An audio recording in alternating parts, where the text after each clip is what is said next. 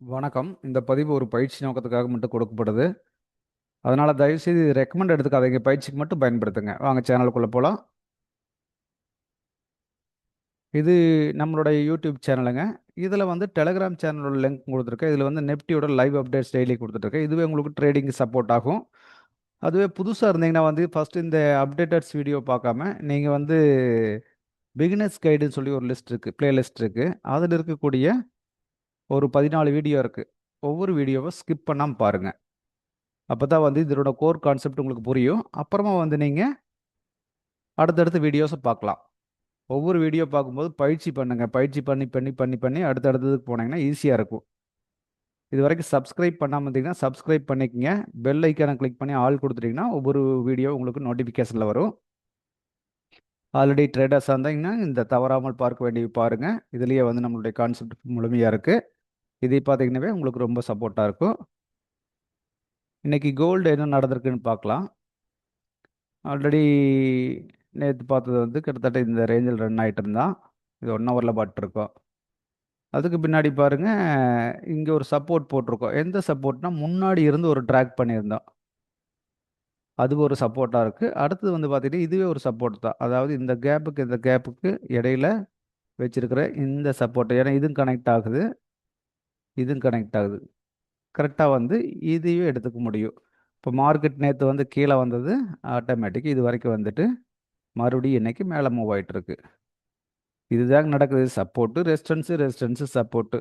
இப்ப இங்க பார்த்தீங்கன்னா, இதுவரைக்கும் மார்க்கெட் வந்திருக்கு. இந்த இடத்துல பாருங்க ஒரு ஸ்ட்ரகிள் பாயிண்ட் இருக்குங்களா?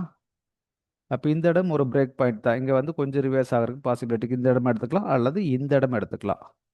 இந்த இடம் ப்ராப்பரா இருக்கும். அது கூட இப்படி போட்டுக்கலாம் நம்ம. இப்படித்தான் நம்ம ஒவ்வொன்னா பார்க்கணுங்க.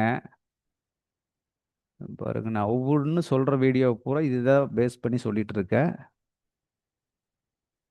கரெக்ட்டுங்களா? இதுதான் இப்போ வந்து நம்ம போட்டிருக்கிற ஒரு லெவல்.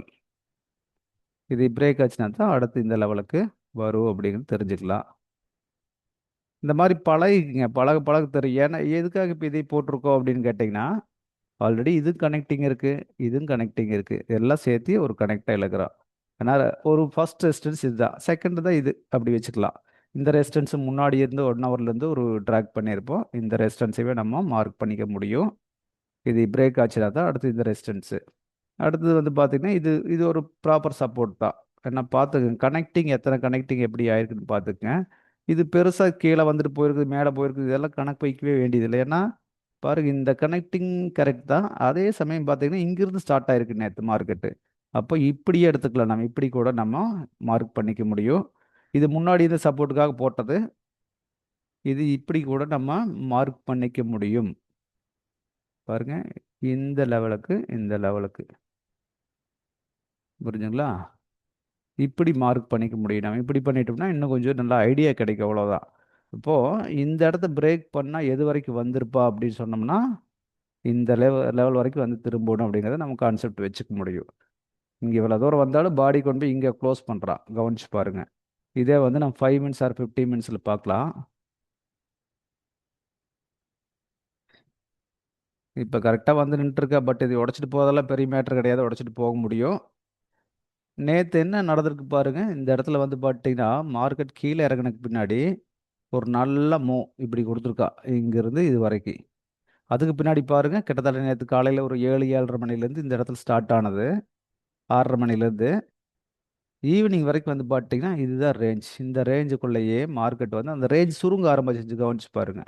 இதுதான் ட்ரெண்ட் லைன் சொல்லுவோம். ட்ரெண்ட் லைன் பாருங்க எப்படி பக்காவா ஒர்க் ஆயிருக்குதுன்னு. அந்த ரேஞ்ச் சுருங்க ஆரம்பிச்சுருச்சு. ஒரு கட்டத்துக்கு மேல அதை பிரேக் பண்ணிடுச்சு.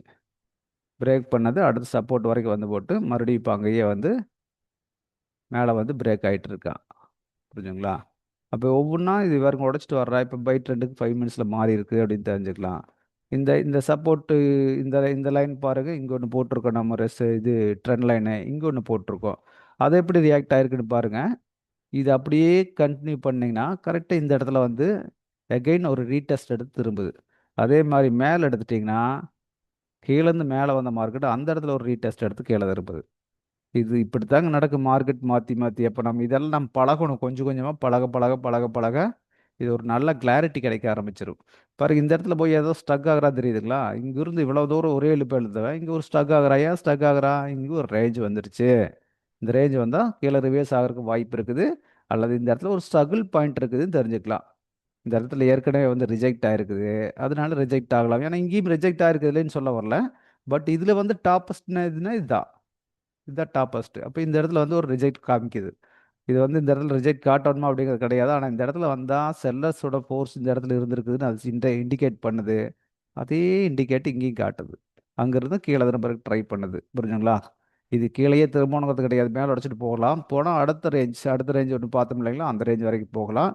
பட் ஆனால் இந்த இடத்துல ஸ்ட்ரகிள் பாயிண்ட் தான், அதில் எந்த மாற்றம் கிடையாது. கவனிச்சுக்குங்க. இது இவ்வளவுதாங்க. மார்க்கெட்டில் மாற்றி மாற்றி இதே தான் நடந்துட்டு இருக்குதுங்க. ஒரு சப்போர்ட்டு ரெசிஸ்டன்ஸு இந்த மாதிரி தான் மாற்றி மாற்றி நடந்துட்டு இருக்குது. இதை ஃபாலோ பண்ணி பழகினா போதுங்க. ரொம்ப எளிமையாக புரியும் நம்மளுக்கு. பயிற்சி தான் இது. பயிற்சி எந்த அளவுக்கு பண்ணுறோமோ அந்த அளவுக்கு கை கொடுக்கும். சரிங்களா? ரைட். அடுத்த ஒரு வீடியோவில் மறுபடியும்